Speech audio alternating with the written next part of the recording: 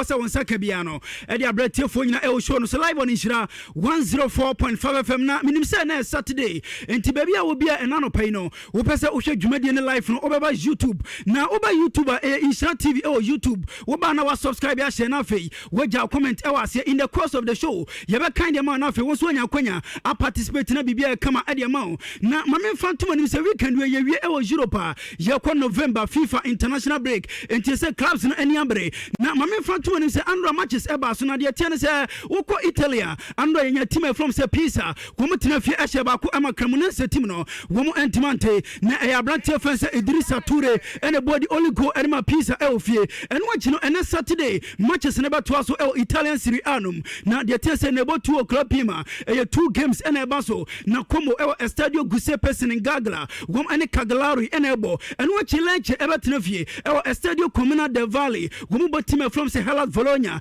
about 5 o'clock p.m. Juventus de Bianconeri womo trafie el Allianz Stadium el Turin womo ani Torino enebo na fe Parma atrafie el Estadio Inio Tardini 7:45 p.m. womo bode Rossoneri of AC Milan Nyankopon aduma ochina Sunday early kick off 11:30 a.m. anopa na Atalanta el Jewish Stadium el Bergamo womo ani Sassuolo enebo enwachi ochina bo 2 o'clock p.m. Bologna ebe trafie wa Stadio Renato da Ara womo bo defending champions the Patanopis of Napoli na fe Jano Atrafie e Estadio Luigi Ferraris na omene Fiorentina game abaso enu achime kamsi nyame admo china about 5 o'clock p.m. e Estadio Olimpico e Roma the Giallorossi of AS Roma e ofie wom ani Udinese Calcio enebo na fe Nerazzurri of Inter Milan wom atrafie e San Siro na omene de Bianco Celesti of SS Lazio sagem e baso ochina 7:45 p.m. na e baso na mame fantum nim se e Napoli team no wom ani dikan e Serie A table so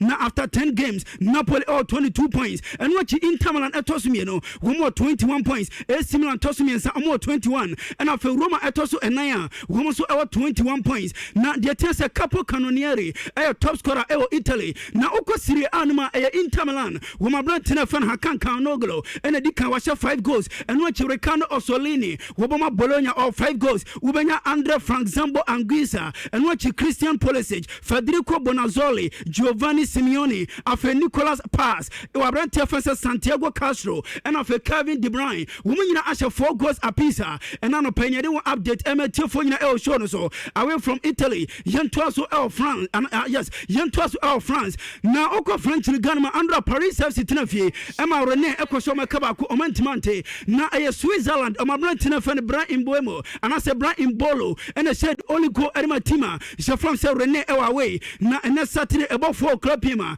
You team from say Olympic Marseille. Womo traffic El Stade Orange de Valadrome. Wom any Brest enable. And watch about 4 o'clock p.m. Le Havre El Stade Ocean. Wom any Nantes ebabo. Now for AS Monaco Atnafi El Stade Louis II. And about 5 p.m. Womo team from say RC Lens. Nyame aduma ochina Sunday 2 o'clock p.m. Laurent Atnafi only Toulouse enable. Now for ochina 4:15 p.m. Your 3 games are ever so El French Ligue 1. Na nyame aduma ochina Angers El Stade Raymond Coppa woman Oze Ebebo and what you met El Stade Saint-Symphorien woman team from say OGC Nice now for Strasbourg Atnafi El Stade de la Manu now omani league game abaso after Olympic now ochina about 7:45 p.m. woman Atnafi El Olympic Lyonnais Stadium woman Paris Saint-Germain now a PSG team and kind El French Ligue 1 table so PSG El 24 points and what you Marcel Etosmi no woman 22 points your Lens Omotosmi and 22 and a Feli Tosuna almost 20 points. Now the tense me Bate top scorer France Oko French Ganima Strasbourg almost strike and fan Joaquin Panicelli and the can was 9 goals and watch Esteban Lapo 8 goals Mason Greenwood as 7 Sofiane Diop 6 goals and watch Pavor Solj 5 goals Ubenya Elan Kebab Ansu Fati Omuna as 5 goals after Bradley Bakola and after Frank Magri almost as 4 goals apiece and now penny the update Emetiofonia El Shono so after Yemfree France na Yemla Spain na the tense Okola Liga Ganima your matches a weekend way Ebaso El Spanish La Liga na a match week 12 and Ebaso na mame fantum nim se Andra El Estadio Manuel Martinez Valero yenya Elche El Fie omene Real Suicide Ebo 1-1 na the tense a Ablante first Avalo Rodriguez and the chef first go Edma Tima so from se Elche and sana yebe game no 89th minute and Mikel Oyarzabal at the penalty and equalizer anima Real Sociedad enti Anra Sociedad any Elche ebo go anasa 1-1 draw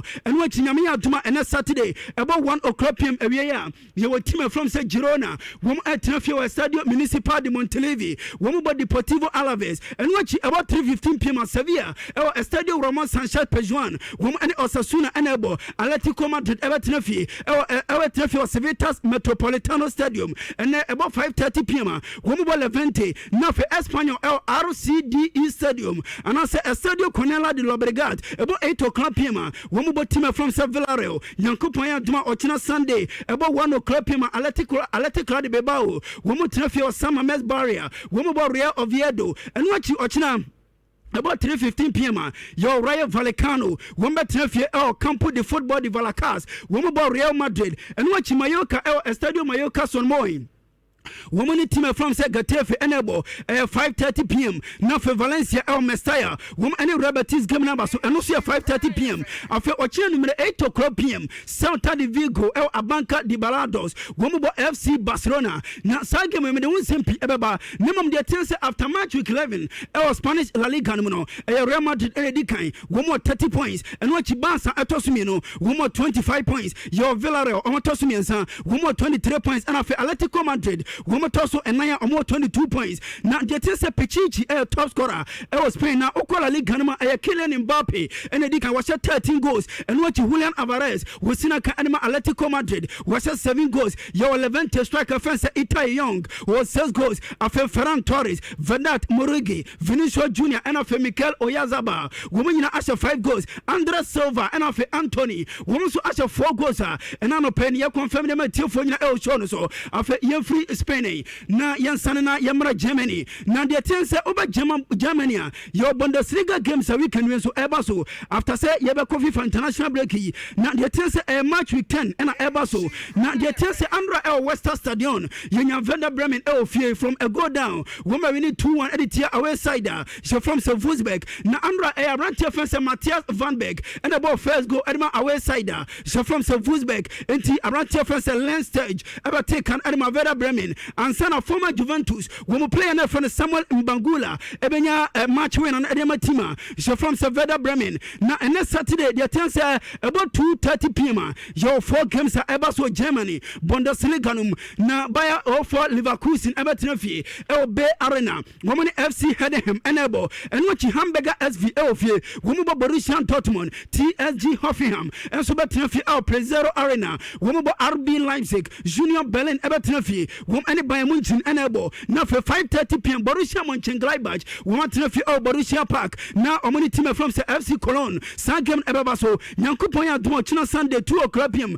and as 2:30 p.m. rather Freiburg Europa Park Stadion woman St. Pauli after 4:30 p.m. Ochina Stuttgart MHP Arena woman any Augsburg enable now for Eintracht Frankfurt Atinafi 6:30 p.m. Ochina woman any Mainz 05 enable na aya Bayern Munich any kind our German Bundesliga table so now Bayern 27 points and watch RB Leipzig Katosumino one more 22 points your Borussia Dortmund on Tosumiensa one more 20 points Stuttgart Tosu 9 one more 18 and after Bayer for Leverkusen one more Tosu Enuma almost 17 points now the Tennessee Hurricane and the kind our top scoring chart our Germany now the Tennessee Hurricane has 12 goals and watch Abrante fans Jonathan Bugart was 6 goals Kan Uzan and watch Christopher Bugart and after Frasnek Aslani and Tares Tabakovic after Luis Diaz and Seru Gorasi woman also as 5 goals and I'm not paying yet one Pina Emma Tilfonia El Show so live on Nhyira 104.5 FM after young matches in England now the attendance over Premier League we can wear your matches at Ebaso now the attendance in Yamia Duma and area a lunch time 12:30 p.m. Tottenham Hotspur Stadium now Tottenham Hotspur team at Nefi woman any Manchester United enable a big game Edmund United last season Manchester United Asia Tottenham Hotspur in 4 consecutive times Tottenham Hotspur team no woman Manchester United now manager Francis Thomas Frank no and I juma as manager Edma Tima she from Tottenham Hotspur manager ni GDA pass United Monday bono e was so na se United ba ujitum say we a manager and sanu ne cohesion therapy juma bibia juma chemistry juma Manchester United team to GDA pass a gamer Tottenham Hotspur's manager Thomas Frank. First and foremost, you can see it's a Man United team that got more confidence. Definitely, I think Ruben and his coaching staff have done a very good job. It's clearly been a tough year for them and for him. I admire him a lot for that, to go through a very tricky spell with a lot of how can you say, setbacks. So to get through that with that focus is well done, and you can. Okay, Tottenham Hotspur's manager Sir Thomas Frank and our team manager Nkase Okasana and what Manchester United manager opinion your friend Ruben Amorim. Na Amorim so akasa Amorim say womo kobo game and this first say confidence Gide se match bia United ebo bia no ometima we ne yentie the Red Devils of Manchester United omo manager Ruben Amorim. I think we are more confident. We believe more that we can win any game, and we prove already that we can win any game. The last game was tough on us, so we know that we cannot forget that we have a lot to improve. We are more prepared for anything that happened in the game, so that is also a good thing. So we are in the better moment, but we also know that we have a lot to do, a lot to improve. Okay, the Red Devils of Manchester United manager Ruben Amorim and our tenant Nkase say Oma prepare and found in normal ebesi our game United are ready say Omani Tottenham Hotspurs ebebo area and a game eba so na no pay no jere won sam emetie fo nyina e show no so na de tense enebo 3 o'clock pm je 2 games a eba so e Premier League num na okọ Hill Dixon Stadium Everton team eba tenafie wom ene Fulham enebo West Ham United e London Olympic Stadium wom bo Burnley na fe e Stadium of Light and 5:30 pm Sunderland e ofie wom ene inform Arsenal enebo na Mikel Arteta e boss e my team from say Arsenal wakasa pa na Mikel Arteta say all your team you from say Sunderland we show Premier League table so omo na that 4th omo 18 points na anya no makwa team from say Sunderland this season one money more sunny and until I say woman that 4th place and as a 4th our Premier League table so no yentie Arsenal manager you say Mikel Arteta. Well, no surprise when you analyze them and you see how well organized they are, how they adjust things, the spirit that they have within the team. I'm not surprised because they fully deserve the position that they have at the moment. So we know the type of game that we expect to play tomorrow and where the opportunities are and the things that we have to do very well to beat them. And that's what we're going to try to do. It's not about credit, it's about doing it. And once you've done it, do it again. And that's what we have. Okay, Mikel Arteta manager and my team from Arsenal and our tenant Costa ahead of Nhyira Duma and then 5:30 p.m. Omoko Stadium of Light. Woman in Sunderland and our Arsenal. One manager in Kase Okasano. Now the test Nhyira Duma and then Stamford Bridge about 8 o'clock p.m. Chelsea Elfie. Woman any Wolverhampton Wanderers and now this season Wolf and Moneyborn Enge. Now manager fans Enzo Maresca Akasa was the expectation as say Chelsea no. Say last season and no Chelsea here and nkofo gidi pass e was Chelsea wo mo achieve more esan say sinyame atum enanimro omo win editia wolves na Chelsea last season we compare this season at the same time Chelsea enya more points at the chain last season nti manager ni gidi pass expectation high e Chelsea yentie Chelsea manager fans Enzo Maresca.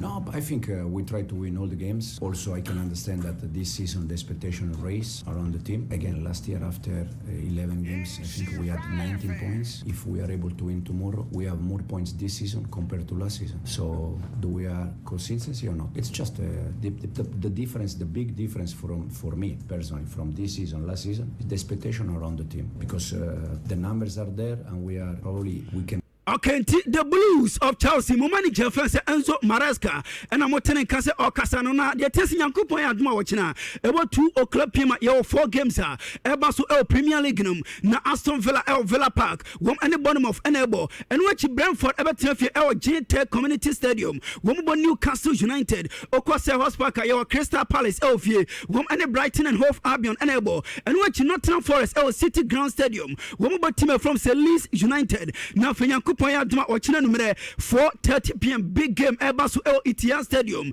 Now Manchester City the Sky Blues. Woman you never walk alone. Liverpool enable. Now big game Ebasu and Yemen second say referee first Chris Kavanagh. One and a best center referee and watch video assistant referee Ekodema Michael Oliver. Etinyamiya to away and penny for watchina. Womuko jam as officiating official. Eddie Ama Manchester City and of a Liverpool gamer. Ebasu 4:30 p.m. Now the Sky Blues Blues of Man City manager Penia your first Pep Guardiola now with the NTA City boss and some under Okaye me church room. Listen, if I have to choose one rival to this personal, that would be the best. If you tell me, because I've been longer than ever in this country, of course, Barcelona, the impact in my life and as a ball boy, football player and manager and so on is obviously, and of course Bayern was an incredible step as well. But Liverpool, especially with Jurgen, have been the biggest rival in this country and could not be better, to be honest. So the Destiny Universe had decided for that, and yeah, nice to live it and our best. I know how. Okay, the Sky Blues of Man City, Omo manager, your friend said Joseph Pep Guardiola, and I'll take Guardiola and Kana. Guardiola say, one why Juma El Spain, why Juma El Germany, and I say, why Juma El England. Now Guardiola say, you fan to be and say, on coaching career, mono, best rivalry, when you're a Georgian club, Liverpool, no, one man a tough time, Emily Biana, when in Liverpool, ever boy Georgian club at Timenchino, a man headache, a more tapan, and a Niaje, saying coaching career, when you're rivalry bittesa. No Pep Guardiola and at the San Seven Atucha na the opposite number Anslot or no any manager any team she from say Liverpool na Anslot say Liverpool season ever come also consistent yintie Anslot. I only focus on ourselves, and our main focus is on consistency at the moment. So, as you probably know, as an Everton fan, you know that we've lost a few games, much more than we usually do. So, and now we've won 2. So our focus is on getting consistent and improving, getting players fit, and then we will see where that will lead to. But at this moment of time, okay, Liverpool manager Anslot and our tenant canon. Sankema Evers, Yamia Dmo, Chinyansan Manchester City versus Liverpool. Empire Beja El Etienne Stadium. Now, my man Frantuman himself after match week 10 El Premier League. The Gunners Arsenal and Edikan, one more 25 points. And watch the Sky Blues of Man City, one more Tosumian, more 19 points. Liverpool Tosumian, more 18. Sunderland Etosunai, more 18 points. Bournemouth Etosunum, more 18 points. Tottenham Hotspur Tosunsia, one more 17 points. Chelsea Tosun almost 17 and after Manchester United Tosun Wachia woman so 17 points. Now the attention top scoring chart Premier League nominal a Man City striker first Ellen Haaland one and the can was 13 goals and watch it Dan Welbeck Amatima je from Brighton and Hove Albion was 6 goals your Antoine Semenyo 06 Igor Thiago L6 Jean-Philippe Mateta L6 after Brian Mbuemo Eli Junior Kropi and after Jadon Anthony and Wilson Isidore and watch element in Dia Mohamed Salah Nick Votamada and our Fablantia fans Victor Joy Corres Omunyina so won ask 4 goals apiece and nano pay no yet want some MT for your L short so after quickly young few matches na young toss na for young first stories nibi and from a for your L short so na yet also Premier League no Andra and a Premier League for no at the manager and of a player of the month of October at the buy na Nhyira akwa Manchester United for no essence money First Ruben Amorim, one energy manager of the month of October, and of a player first Brian Mbuemo, one also a player of the month of October. Now, my man Frank him say only say over Premier League ma senka ya the October results and kwa na table na and Manchester United and the kind. Essence 3 games United eboy no. Woman win 3 na, woman 9 points, woman goal difference of +5. Chelsea United money bono in October. Now, the me second say Ruben Amorim abe first manager at Manchester United since November 2023.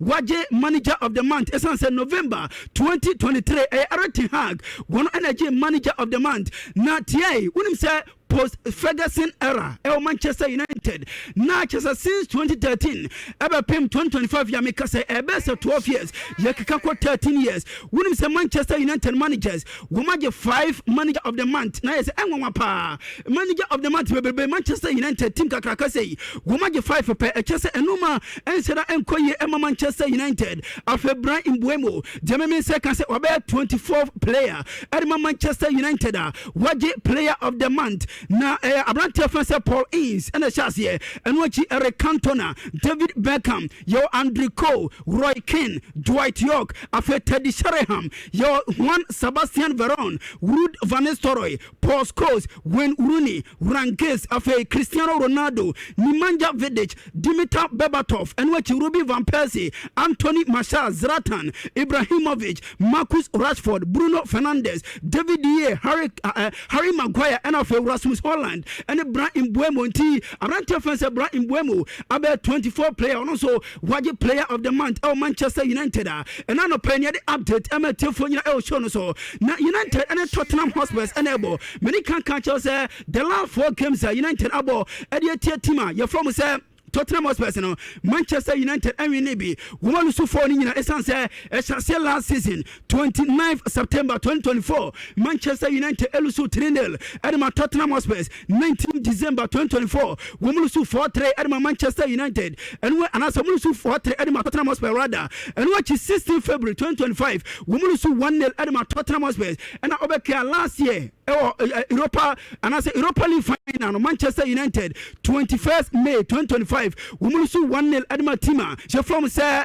Tottenham Hotspur na the me say can say 20 players and Ruben Amorim nyame aduma enawia odi kwhia team je from say Tottenham Hotspur na goalkeepers 3 for Senny Lemans and wachi Bayende and afa Tom Heaton defenders Diogo Dalot and wachi Abrante defense Nelly and say Lenny Joro yo Mazraoui and wachi Matthias Delete Patrick Dogu afa Luke Shaw and Harry Maguire midfielders Casemiro Manuel Ugarte Bruno Fernandes and wachi Mason Mount and afa Jack Fletcher and of attackers Matthias Cunha, yo Amad Diallo, Benjamin Sesko, Brian Mbuemo and of Joshua Zexi, and you were 20 players. Yami Adumane, Manchester United, Eddie Facey, Tottenham Hotspur. Now Yadasu England or Andra and England, or national team manager Francis Thomas Tuchel, what they in the squad at the Bayer.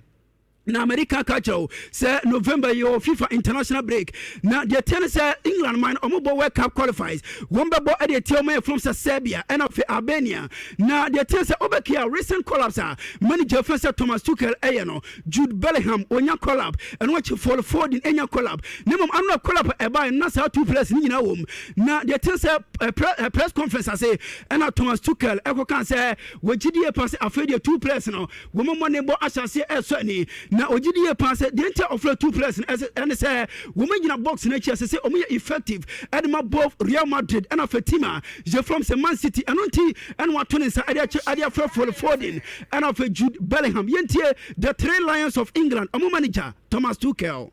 Jude comes back as a number 10. I think that's his best position, and I think one of his key strengths is to score from this position, and he has the ability to arrive and to score goals that the number 9 would score.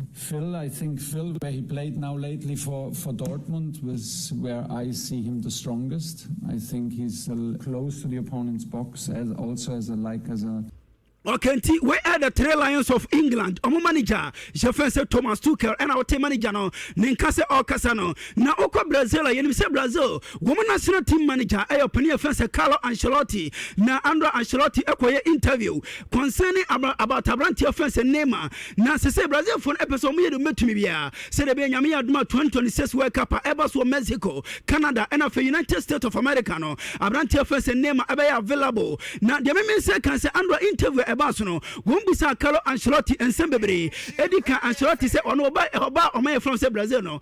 Say interview no questions are Omubusa pa about Neymar. Now was it young fan to be say Ampa, a Chese Neymar, where legend Anima Omaya, je from Brazil. Now was it Obibia or Brazil, Obibia or Brazil, a free CBF, Brazilian Football Federation, about technical staff and what you coaches no, will be a GDA pass, was a Neymar, where fit said a Yaman World Cup. Na yebusan se World Cup no odi name abeko anase onfanenko manager say obvious say name ebetima ko World Cup amna ye name say football enye talent nko a demand enoma bebre fitness level e was high and what intensity and also high enti omohwe ni nyina nim e free name ho na yebusan se odi name ekọ World Cup enfa and odi name ebebo Carlo Ancelotti say enkofo gidi pass name winger name according to ono Carlo Ancelotti name enya winger name number 10 player. Now was it young fan to be says Ubo Nema wins affected team essence on shada and track back Nemum says modern day football no it was a wingers a track back now we defend the enemy team no and yes team no and no bebre ebesima enkoye and former team no now ogidi passes Nema or the World Cup one number 4-9 essence Nema our talent we gina penalty box no achia bibia betimasi enti on the professor or the Nema about 4-9 Brazil we match mu eno manager and the mother Salasalos of Brazil first Carlo Ancelotti and Andro de Sansem Atuja. Now my friend to him saying Yamia Duma Ochina Man City and of Liverpool game Everson Pep Guardiola won 1,000 game. As I said, won 999 games. Now in the coaching career Ochina and won 1,000 game. Now we get 40 major trophies. The win ratio is 71.57. Just a manager ne money bo fa nipa. Now what bra insert TV or YouTube na ha dey. Esan say Pep Guardiola disciples no omo ye adwuma pa. Now coach bia offer Pep Guardiola nsem no just say woni madwuma na offer the top 5 major European leagues na uko England na yenim say Arsenal team edi kan. Arsenal omo manager first say Mikel Arteta wo fa Guardiola nsase eno achi Vincent Company and that first e German Bundesliga nim e Germany wo de Bayern at the first eno achi wo ko Spain na yenim say Xabi Alonso wo de Real Madrid at the first enti disciples at the openia je from say friends Pep Guardiola wo mo e adwuma pa Federico Chiesa we player at the Liverpool na Federico Chiesa akasa Federico Chiesa say ye fa to obi anim say one Cristiano Ronaldo esia kan at the team from say Juventus na do betima kan and say Cristiano Ronaldo amazing player na Ronaldo and Messi the best players in history name say who pushing it to the wall we betima kan say Messi the greatest ever. And he always say on Ronaldo about the name when no cray adwuma dey chese Messi no if it's a football SRC obianwa go betimi any Messi ababo na the ten say Andra and betoga say after the finalissima ebeba so na ye kase finalissima omaya oji euros and the omaya oje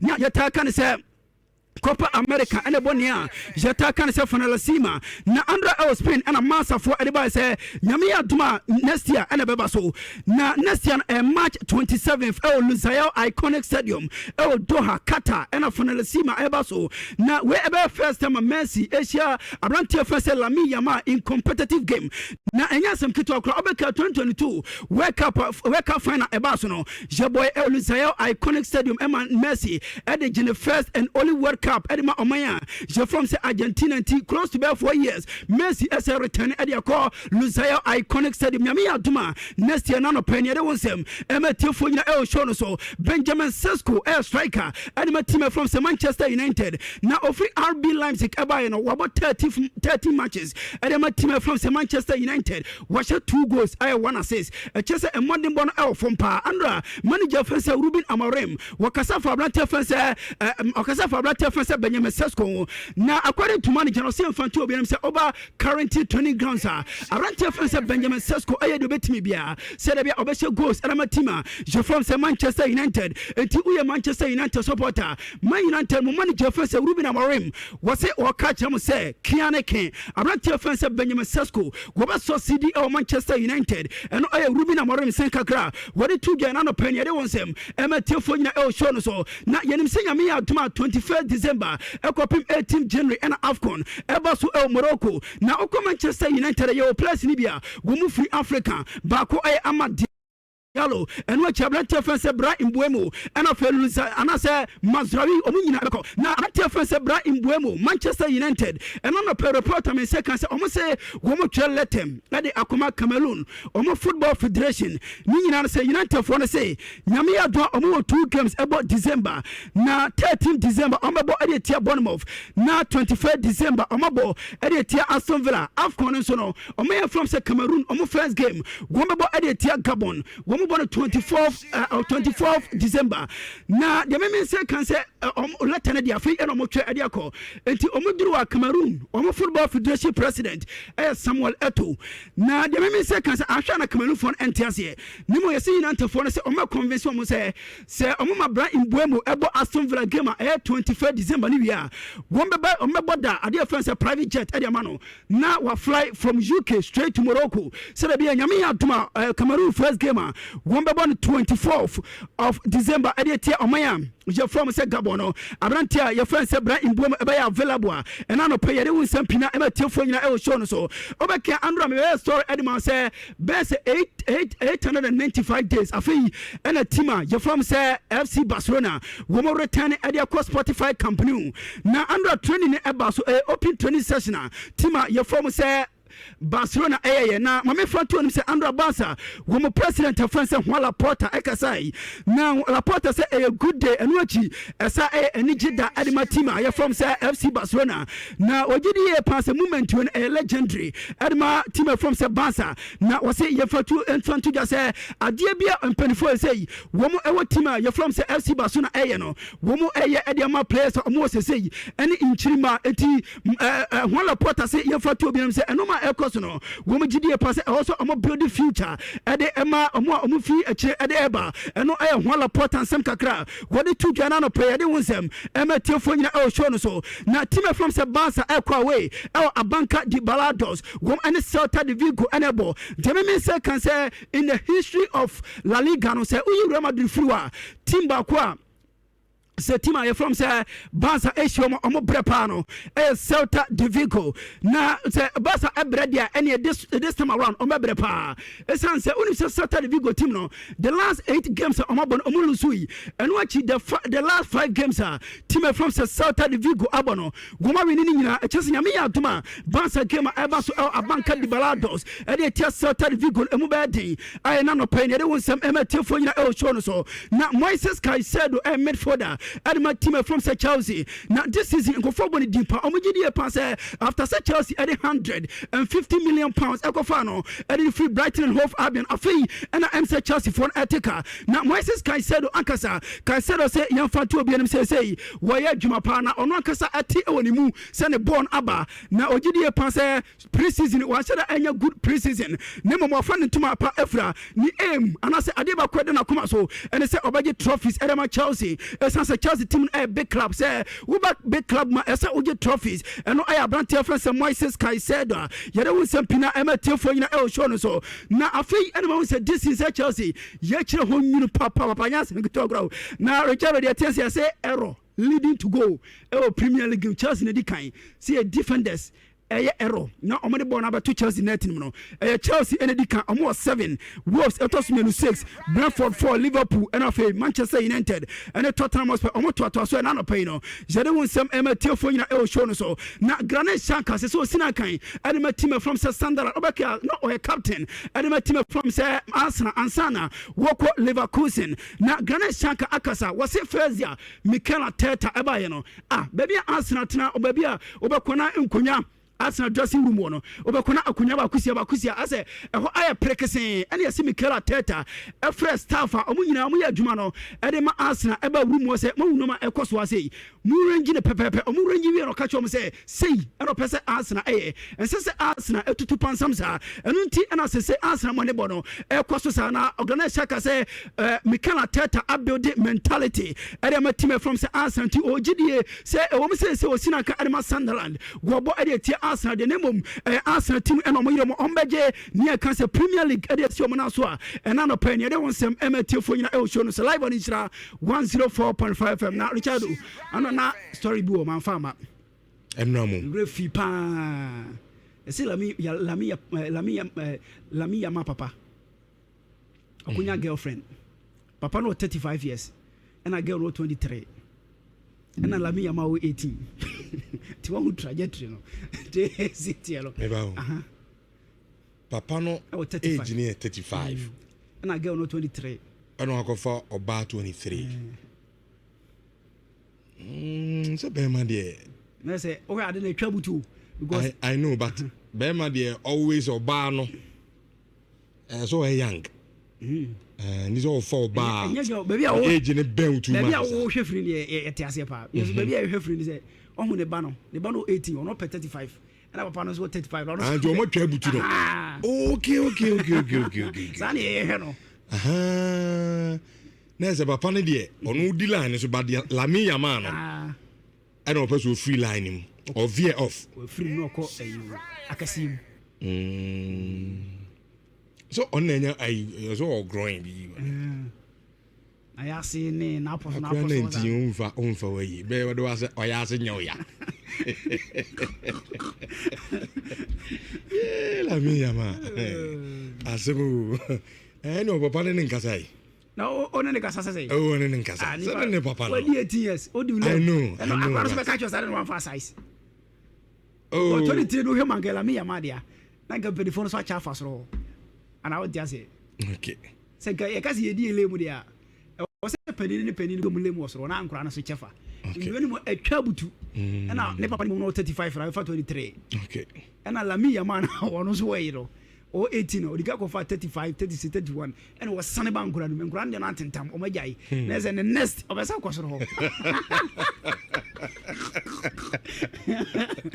alright Andy Evanso na for enjoyment in 4.5 weekend edition of Nhyira Digital Passwords live at YouTube Nhyira TV